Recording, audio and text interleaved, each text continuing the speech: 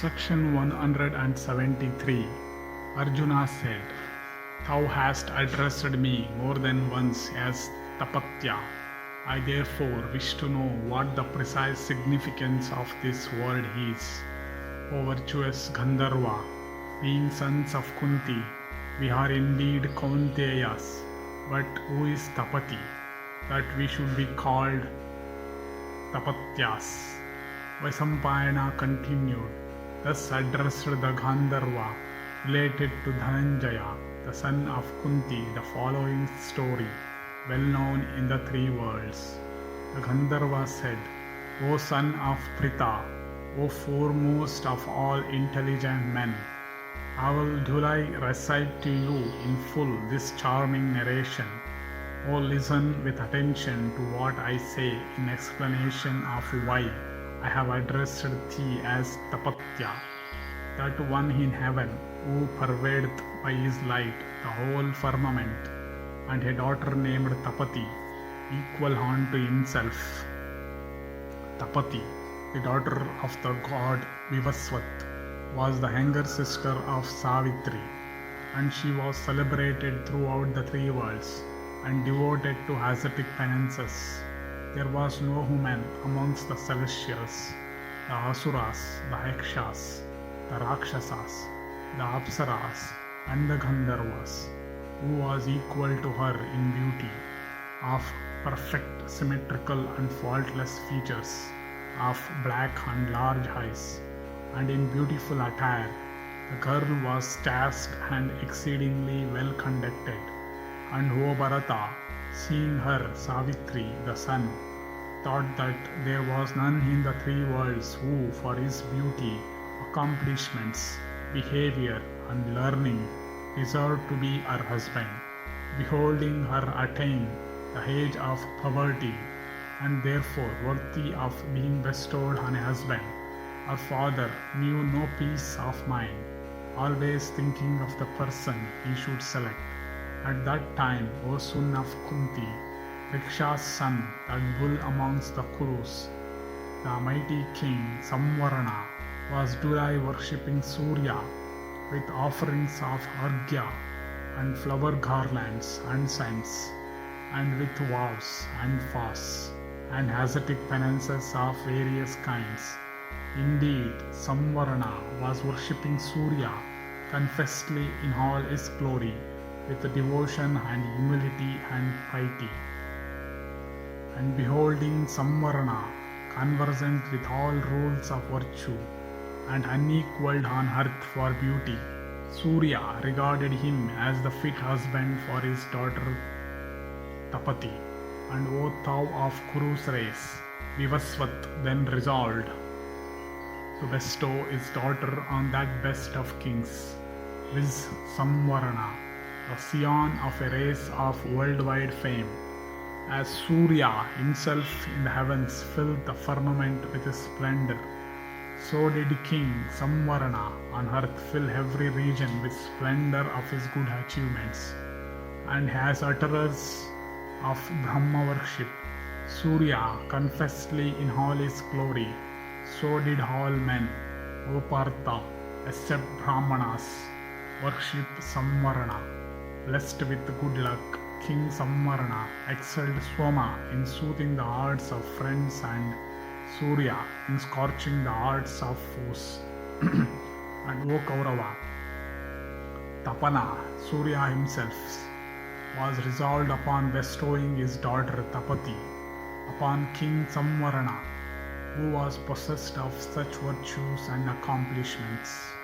Once on a time, O Partha, King Samvarana, endued with beauty of person, with immeasurable prowess, went on a hunting expedition to the underwoods on the mountain breast. While wandering in quest of deer, the excellent steed the king rode overcome, O Partha, with hunger, thirst, and fatigue, died on the mountains.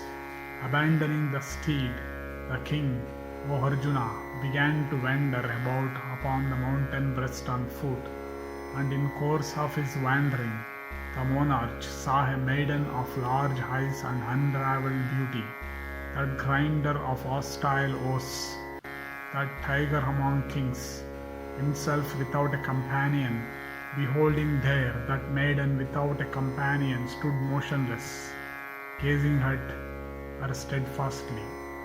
For her beauty, the monarch for some moment believed her to be the goddess Shri herself. Next, he regarded her to be the embodiment of the rays emanating from Surya. In splendor of her person, she resembled a flame of fire, though in benignity and loveliness, she resembled a spotless digit of the moon. And standing on the mountain breast, the black-eyed maiden appeared like a bright statue of gold. The mountain itself, with its creepers and plants, because of the beauty and attire of that damsel, seemed to be converted into gold. The sight of that maiden inspired the monarch with a contempt for all women that he had seen before. By beholding her, the king regarded his eyesight truly blessed. Nothing the king had seen from the day of his birth could equal. He thought the beauty of that girl, the king's heart and eyes were captivated by that damsel, as if they were bound with a cord, and he remained rooted to that spot, deprived of his senses. The monarch thought that the artificer of so much beauty had created it only after churning the whole world of gods, asuras, and human beings. Entertaining these various thoughts, King Samvarana regarded that maiden as unrivaled in the three worlds for wealth of beauty, and the monarch of pure descent, beholding the beautiful maiden, was pierced with Kama's Cupid's shafts and lost his peace of mind. Burnt with the strong flame of desire, the king asked that charming maiden, still innocent, though in her full youth, saying, "O thou of tapering thighs, who art thou and whose? Why also dost thou stay here? O thou of sweet smiles, why dost thou wander alone in these solitary woods? Of every feature perfectly faultless, and decked with every ornaments, thou seemest to be the coveted ornament of these ornaments themselves.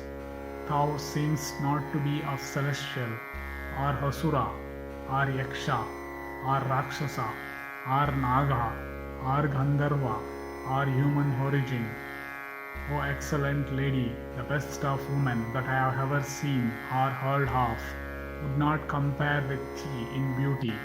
O thou of handsome face, at sight of thee lovelier than the moon, and graced with eyes like lotus petals, the god of desiring him is grinding me." King Samvarana thus addressed that damsel in the forest, who, however, spoke not a word unto the monarch, burning with desire. Instead, like lightning in the clouds, that large-eyed maiden quickly disappeared in the very sight of the wishful monarch. The king then wandered through the whole forest, like one out of his senses, in search of that girl of eyes like lotus petals. Failing to find her, that best of monarchs indulged in copiousness lamentations, and for a time stood motionless with grief. Thus ends the 173rd section in the Chaitra-ratha Parva of the Adi Parva.